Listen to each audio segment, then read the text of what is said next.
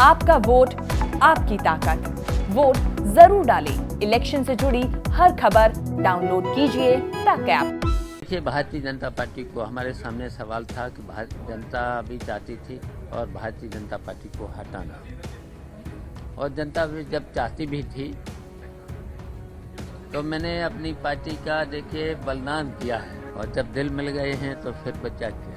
उत्तर प्रदेश के 2022 के चुनाव में समाजवादी पार्टी के साथ में शिवपाल यादव इस बार जसवंत नगर सीट से हैं। हमारे साथ खास बातचीत के लिए खुद शिवपाल सिंह यादव जी मौजूद हैं। सर, किस तरीके से देख रहे हैं इस बार के चुनाव में, क्योंकि हमने देखा कि किस तरीके से आपकी दावेदारी जसवंत नगर से है। क्या हम मान लें कि प्रसपा और समाजवादी का विलय हो गया है, इसको समझा जा सकता है?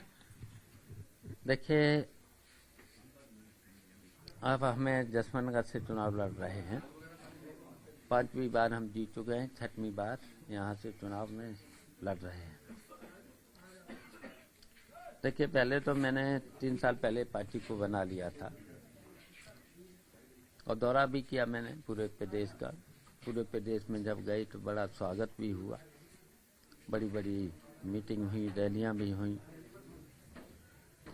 लेकिन जब हम निकले उत्तर प्रदेश में तो उत्तर प्रदेश की जनता की हमारे सामने एक ही मांग थी कि 2022 में भारतीय जनता पार्टी को अगर हटाना है तो एक हो जाओ, अखिलेश और आप एक हो जाओ। और इसलिए भी उनकी मांग थी कि हमने लंबे समय तक समाजवादी पार्टी में काम भी किया और 5 बार हम समाजवादी पार्टी से ही विधायक रहे और हमारी हमेशा लंबी जीत हुई है। सरकारें भी बनाई, मंत्री भी हम रहे, तो विकास का काम भी बहुत तेजी के साथ हमने उत्तर प्रदेश को सरकार में अखिलेश के नेतृत्व में भी सरकार रही, नेताजी के नेतृत्व में भी रही, तो उन सरकारों में विकास भी हुआ, तेजी के साथ विकास भी हुआ। तो जनता की मांग थी, भारतीय जनता पार्टी की वजह से उत्तर प्रदेश की जनता में सरकार बनने के बाद परेशानियां बढ़ी, महंगाई बढ़ी, भ्रष्टाचार बढ़ा, बेरोजगारी बढ़ी, और यहाँ तक कि जो वादे किए थे कोई वादे भी पूरे नहीं किए थे। शिवपाल जी, एक सवाल मैं लेना चाह रहा था कि आपने 100 सीटों की मांग की थी, उसके बाद 65 तक मामला आया, 45 तक आया। आपने खुद कहा कि आप 35 सीट तक तैयार थे, लेकिन एक सीट पे आप इस बार लड़ रहे हैं। क्या आप मानेंगे, क्योंकि आपने कार्यकर्ताओं से बातचीत में कहा है कि क्या पार्टी की कुर्बानी देनी पड़ गई इस जीत लड़ाई के लिए? देखिए, भारतीय जनता पार्टी को हमारे सामने सवाल था कि भारतीय जनता भी चाहती थी और भारतीय जनता पार्टी को हटाना, और जनता भी जब चाहती भी थी तो मैंने अपनी पार्टी का देखिए बलिदान किया है। फिर तो मैंने ये सोचा कि जितने भी मैंने तो समाजवादी में काम किया है, तो जितनी भी अगर 403 सीटें हैं, गठबंधन की 403 सीटें हैं और हमारे पुराने ही साथी हैं, और जब अखिलेश यादव को मैंने नेता मान ही लिया है और पूरे प्रदेश की जनता और हम लोग चाहते थे कि अखिलेश यादव 2022 में मुख्यमंत्री बने, तो फिर 403 सीटों में हमारा भी है, कोई बाहर के लोग तो नहीं है। लेकिन परिवार की एक छोटी बहुरानी भी है जो बीजेपी में चली गई, कह रही हैं कि उनके राष्ट्रवाद से वो प्रभावित हैं, इसको कैसे देख रहे हैं? अच्छा, वो समाजवादी नहीं रही है।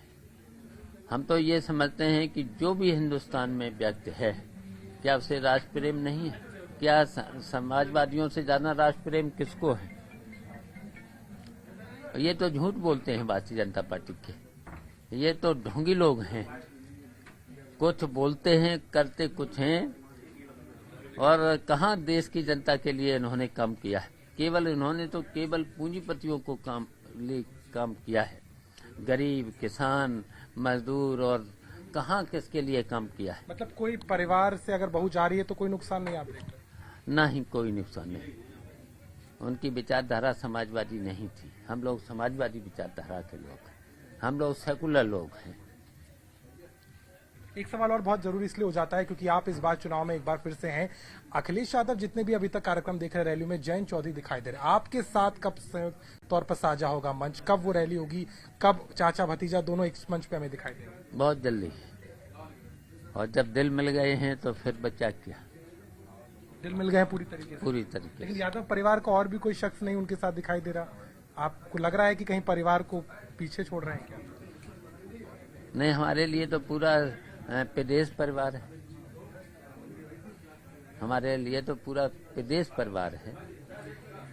सर, एक सवाल और मैं लेना चाहूंगा। जिस तरीके से हमने देखा कि इस पूरे चुनाव में 80 बनाम 20 की लड़ाई हो रही है और साफ तौर पर चाहे मुख्यमंत्री वो बात कह रहे हो और अखिलेश यादव भी खुल के कह रहे हैं, आपको लग रहा है कि जो 20% हिस्सा है उसी की लड़ाई में आप हैं, जो वोट आपको हमेशा से मिलता रहा है? देखिए, हम लोग प्रचंड बहुमत से सरकार बनाने जा रहे हैं, तो इसीलिए तो भारतीय जनता पार्टी को घबराहट है, बौखलाए हुए हैं और झूठ पे झूठ बोलते चले जा रहे हैं। सर, कोई चुनौती आप देख रहे हैं? क्योंकि बीजेपी लगातार कह रही है कि उत्तर प्रदेश में ना तो आरएलडी ना अखिलेश का गठबंधन आप यहाँ पे कहीं लगने वाला है। आपको लग रहा है कि बीजेपी, क्योंकि कल पहला मतदान शुरू हो जाएगा, पश्चिम से लेकर पूर्व तक आप कोई चुनौती देख रहे हैं बीजेपी से? देखिए पश्चिम में भी जो हमारा गठबंधन है वो उधर भी प्रचंड बहुमत से जीतेगा और बुंदेलखंड में भी जीतेगा।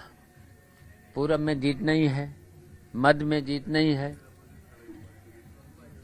और भारतीय जनता पार्टी ने जो 5 साल कोई काम नहीं किया है उत्तर प्रदेश में, केवल जैसे चुनाव आता है मंदिर मस्जिद हिंदू मुस्लिम फैलाने का काम करते हैं। न तो इन्होंने लोगों को रोजगार दिया है, न तो देखिए महंगाई भ्रष्टाचार इतना बढ़ा दिया है, और जो नियम और कानून जो भी फैसले लिए हैं उनकी वजह से जनता परेशान हो गई। न तो बिजली दे पाए हैं, केवल बिजली पर छापे मारे हैं थानों और तहसीलों में, और बिना रिश्वत के कोई काम ही नहीं हो रहा। सर, लेकिन एक जवाब मैं आपसे चाहूंगा। बीजेपी आपको तमंचावादी पार्टी कहती है, माफियावाद के नैरेटिव को सेट कर रही है। आपको लग रहा है कि ये छवि से पार्टी उभर पाई है या इसका नुकसान आप देख रहे हैं चुनाव? देखिए, हम लोगों ने कभी भी गुंडही को बर्दाश्त नहीं किया है। किसी भी वर्ग के लोग हों, किसी भी जात के लोग हों, किसी भी धर्म के लोग हों, मैं उनको आश्वासन देना चाहते हैं, न तो हम गुंडही बर्दाश्त कर सकते हैं, कभी गुंडही और ये इस तरीके की घटनाएं हम लोग बर्दाश्त नहीं कर सकते हैं। पूरे उत्तर प्रदेश की जनता को हम आश्वासन देते हैं, कभी हम लोगों ने ये बर्दाश्त नहीं किया है। बिल्कुल उनका सम्मान, सुरक्षा, और इस तरीके की जो हरकत करेगा, किसी भी वर्ग का हो, किसी भी जात को हो, उसके खिलाफ सख्त से सख्त कार्रवाई करने का काम किया जाएगा। और पूरे देश की जनता को हम आश्वासन देते हैं, उनकी सुरक्षा और सम्मान देने का काम हम सब लोग मिलकर। शिवपाल जी, कई खबरें आ रही थी कि लगातार आप असंतुष्ट हैं, अब फाइनली आप संतुष्ट हैं सीट शेयरिंग से जो कि आपकी पार्टी के साथ में? बिल्कुल हम संतुष्ट हैं।